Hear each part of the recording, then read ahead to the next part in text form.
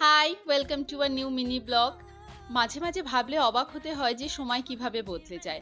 একটা সময় ছিল যখন পাশাপাশি বসে ক্লাস করতাম, ঘন্টার পর ঘন্টা মাঠে আড্ডা দিতাম, প্র্যাকটিক্যালস কার কতদূর হলো সেইসব কথা বলতাম, টিউশন পড়তে যেতাম একসাথে। আর এখন ১ বছরে একবার দেখা করার জন্য রীতিমতো প্ল্যান করতে হচ্ছে।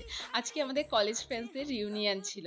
সানডেতে সবাই মিলে পৌঁছে গেছিলাম সেন্ট্রাম মলে। আর এখানে আমরা একটু এইসব আজকালকার দিনের জেনজি বাচ্চারা ওইসব ভিডিও বানায় সেরকম বানানোর চেষ্টা করছিলাম। কিন্তু যতই হোক আমরা তো মিলেনিয়ালস, তাই আমরা এসব ব্যাপারে বিশেষ প্রো নই। তাও আমাদের নিজেদের মজা করার জন্য যেটুকু পেরেছি সেটুকুই বানিয়েছি। কতদিন পর সবার সাথে দেখা হলো। এখন তো সবাই রীতিমতো ঘোর সংসারী। তবে চৈতালির কথা আলাদা, ও চিরজীবন ব্যাচেলারই থাকবে। এখন সেই সব প্র্যাকটিক্যাল কলেজের কথা ছেড়ে ছেলে মেয়েদের কথা হয়। সংসার কার কেমন কাটছে সেই সব কথা হয়। কিন্তু বছরে এই একটা দিনের জন্য আমরা সবাই খুব মুখিয়ে থাকি। এই ৩-৪ ঘন্টা তো চোখের নিমেষে কেটে যায় এদিক ওদিক ঘোরাঘুরি করতে করতে। তারপর লাঞ্চ করতে করতে কত সারা বছরের যত কথা জমে থাকে সেই সব কথা।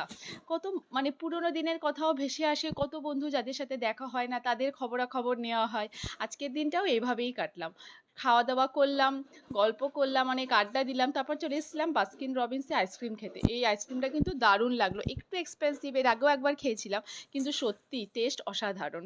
আর এই আইসক্রিম খাওয়ার সাথে সাথেই আমাদের আজকের দিনটা মোটামুটি শেষ হয়ে এলো। আবার প্ল্যান করতে বসবো যে আবার পরের বছর কবে দেখা করতে পারবো। তবে হ্যাঁ, এবছর দারুণ হয়েছিল যে এবছর মাত্র একদিনের মাথাতে আমরা সবাই প্ল্যান করে মিট করেছিলাম। আজকের মতো এটুকুই, টাটা।